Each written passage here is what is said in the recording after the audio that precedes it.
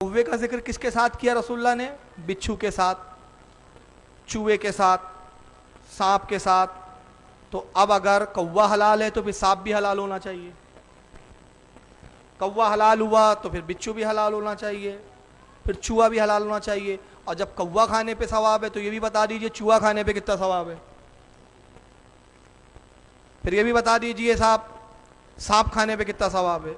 تو اس کا مطلب یہ ہوا کہ یہ فتویٰ شریعت کے خلاف ہے. مگر آئینہ یہ دیکھیں کہ امام عالی مقام کی سبیل تو انہیں منظور نہیں، مگر کالے کوے ان کو منظور ہیں. آئیے نفرت کتنی امام عالی مقام سے. اب اس عبارت کو بھی آپ دیکھیں. یہی فتاوی رشیدیہ، اس کا صفحہ نمبر 50 ہے. اس میں سوال کیا گیا ہے مولانا رشید احمد گنگوئی سے کہ یزید کہ جس نے حضرت امام حسین علیہ السلام کو شہید کیا، وہ یزید آپ کی رائے شریف میں کافر ہے یا فاسق؟ پوچھنے والے نے کہا کہ یزید نے امام علی مقام کو شہید کروایا یا کیا، وہ کافر ہے یا فاسق؟ مولانا رشید احمد گنگوئی جواب دیتے ہیں کسی مسلمان کو کافر کہنا مناسب نہیں. کسی مسلمان کو کافر کہنا مناسب نہیں. یزید مومن تھا، بسبب قتل کے فاسق ہوا، کفر کا حال دریافت نہیں، کافر کہنا جائز نہیں، وہ عقیدہ قلب پر موقوف ہے. یعنی کہتے ہیں یزید کو کافر نہیں کہہ سکتے. کیوں؟ کہ وہ عقیدہ قلب پر موقوف ہے. اب وہ یزید کے دل میں کفر تھا کہ ایمان تھا وہ تو یزید کو معلوم، ہمیں تو اس کے دل کا حال نہیں معلوم، تو ہم اس کو کافر نہیں کہہ سکتے. اس کو یاد رکھیں، اس کو یہیں ابھی رہنے دیں. میں یزید کا کیا حکم ہے یہ نہیں بیان کرنا چاہتا، اس لیے کہ ایک بات واضح کر دوں، یزید کے تعلق سے ہمارے علماء میں ضرور اختلاف ہے، مگر اختلاف اس کے مومن ہونے پر نہیں ہے بلکہ کافر ہونے پر ہے. یہ یاد رکھیں. علماء کا ایک گروہ اس کو کافر مانتا ہے، اس پہ لعن طعن جائز قرار دیتا ہے. ائمہ اور علماء کا ایک گروہ اس کو فاسق و فاجر مانتا ہے، مگر مومن کوئی نہیں کہتا اس کو، اس کی تعظیم کا کوئی قائل نہیں، رضی اللہ اور رحمت اللہ علیہ کہنے کا کوئی قائل نہیں. اور امام غزالی کا جو قول پیش کیا جاتا ہے وہ شاذ ہے، اور شاذ قول سند اور دلیل نہیں بنتا. یہ ایک الگ اصطلاحی بحث ہو جائیں گے، ابھی وہ موقع نہیں ہے، وقت کم ہے. آئیے اب ذرا یزید کے بارے میں حدیث میں کیا ہے ذرا سن لے. میں اس تعلق سے میں نے کہا ہم فیصلہ کس کو بنا کروائیں گے، کس سے کروائیں گے؟ رسول اللہ سے. ہم رشید احمد گنگوئی کی نہیں مانیں گے. رشید احمد گنگوئی نے کہا کافر بھی نہ کہو، برا بھی نہ کہو، وہ تو عقیدہ دل پر ہے، زبان خاموش رکھو. آئیے رسول اللہ کیا کہتے ہیں. یہ ہے المصنف ابن ابی شیبہ، یہاں ٹیبل پر یہ موجود ہے، آپ کو دکھ رہی ہوں گی، کتابیں رکھیے بلیک والی. یہ امام ابن ابی شیبہ کی حدیث کی کتاب ہے. یہ اب 14 جلدوں میں تخارج کے ساتھ آئی ہے. پہلے یہ کل 6 جلدوں میں آتی تھی، اب 14 ہو گئی ہے. سعودیہ سے چھپی ہے. امام ابن ابی شیبہ امام بخاری امام مسلم کے استاد ہیں، ان کے شیخ ہیں. یہ حدیث کی معتبر کتاب ہے، اور المصنف ابن ابی شیبہ اس وقت لکھی گئی جب امام بخاری کی بخاری موجود نہیں تھی. امام مسلم نے بہت کثرت کے ساتھ امام ابن ابی شیبہ سے مسلم شریف میں حدیثیں لی ہے. امام بخاری نے بھی ان سے حدیثیں لی، کیونکہ امام بخاری اور مسلم کے استاد ہیں. یہ اپنی المصنف کے اندر حدیث پاک نقل کرتے ہیں.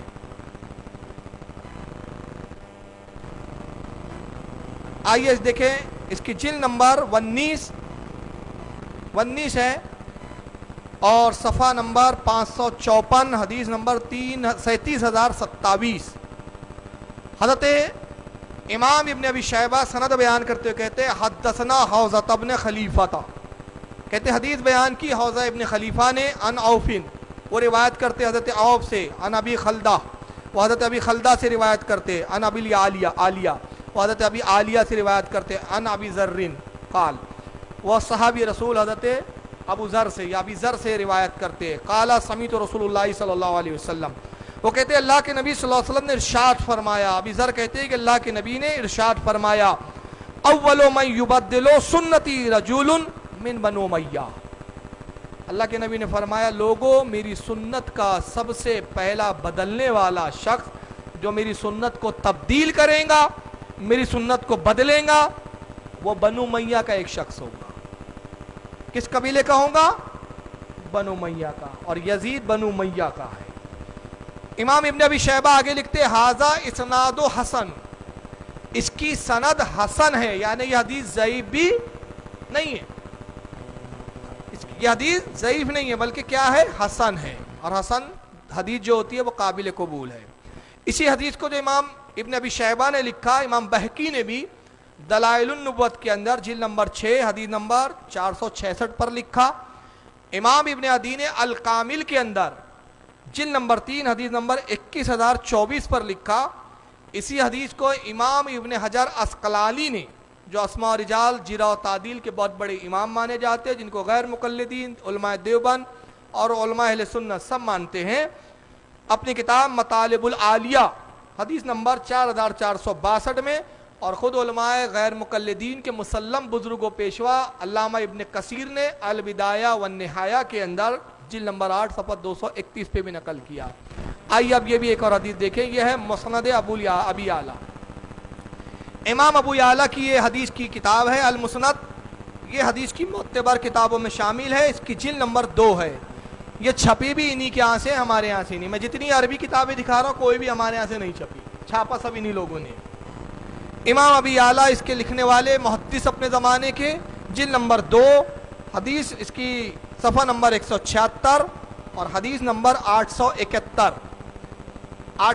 بھی حدیث میں وہ نقل کرتے حدثنا الحکم ابن موسیٰ، وہ کہتے حدیث بیان کی حکم ابن موسیٰ نے ہم سے، حدثنا الولید ابن مسلم، اور ان سے حدیث بیان کی، انہوں نے حدیث سنی ولید بن مسلم سے، ان الاوزی، اور وہ امام اوزائی سے روایت کرتے، ان محقل، اور وہ روایت کرتے حضرت محقل سے، ان ابی عبادہ رضی اللہ تعالیٰ عنہ قال، اور وہ روایت کرتے ہیں صحابی رسول حضرت عبودہ ابن جرہ، جن کا پورا نام ہے عبودہ ابن جرہ یا ابی عبودہ رضی اللہ تعالیٰ عنہ سے روایت کرتے ہیں، قال قال رسول اللہ صلی اللہ علیہ وسلم، حضرت ابو عبیدہ کہتے ہیں رضی اللہ عنہ کہ اللہ کے رسول صلی اللہ علیہ وسلم نے ارشاد فرمایا، لا یزل امر امتی قائما بالقسط حتی یکون اول من یسلماها رجل من بنو امیہ یقال له یزید۔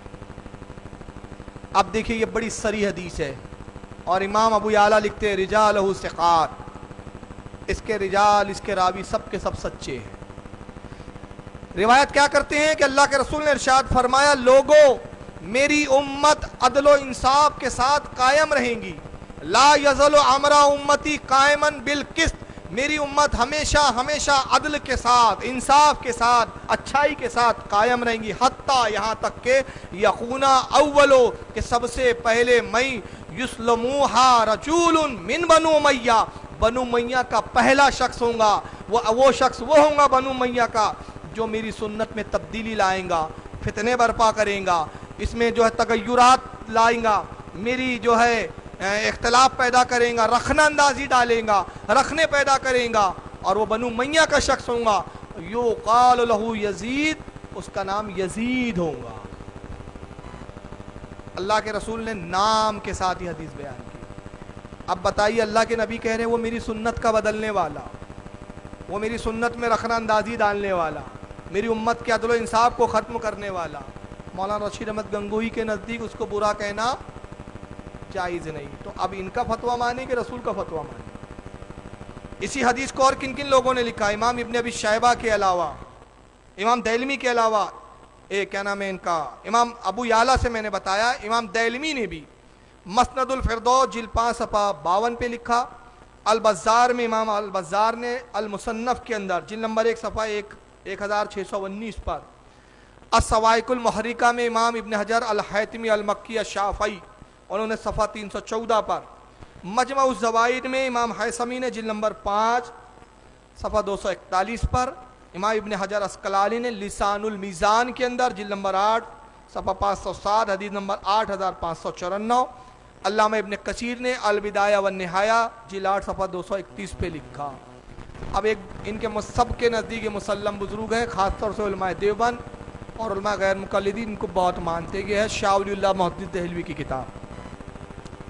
شاہ ولی اللہ صاحب کی بڑی مارکت اپنے زمانے کی کتاب حجت اللہ البالغہ، شاہ ولی اللہ کو یہ سب مانتے ہیں مسلم بزرگ، انہوں نے اپنی اس کتاب حجت اللہ البالغہ کے اندر صفحہ نمبر اس کا جلد نمبر 2 صفحہ 330 ہے، اس پر لکھتے ہیں وَدُعَاتُ الدَّلَالِ يَزِيدُ بِالشَّامِ وَالْمُخْتَارُ بِالْعِرَاقِ وَنَحْوِ ذَلِكَ۔ وہ کہتے ہیں کہ گمراہی کی طرف بلانے والے دو لوگ ہوئے ہیں، دو ایسے حضرات گزرے، دو ایسے شخص گزرے جنہوں نے لوگوں کو گمراہی کی طرف بلایا، خود بھی گمراہ ہوئے اور دوسروں کو بھی گمراہ کر دیا۔ یعنی نام تو بعد میں بتا رہے شاہ ولی اللہ، لیکن پہلے حکم صادر کر دے رہے۔ اور حکم کیا صادر کر رہے شاہ ولی اللہ محدث صاحب؟ کہ حکم یہ ہے کہ وہ گمراہ تو تھے ہی بلکہ دوسروں کو بھی گمراہ کیا، اور وہ دو کون تھے؟ یزید بالشام، یزید جو شام کا رہنے والا تھا، مختار بالعراق، اور دوسرا شخص مختار ابن ثقفی تھا جو عراق کا تھا، ونحوی ذالک، اور اس کی طرح اور بھی بہت سارے لوگ گزرے جنہوں نے لوگوں کو گمراہ کیا۔ یعنی شاہ ولی اللہ کے نزدیک بھی یزید گمراہ ہے، گمراہ گر ہے، مگر مولانا رشید احمد گنگوئی کے نزدیک مومن ہے۔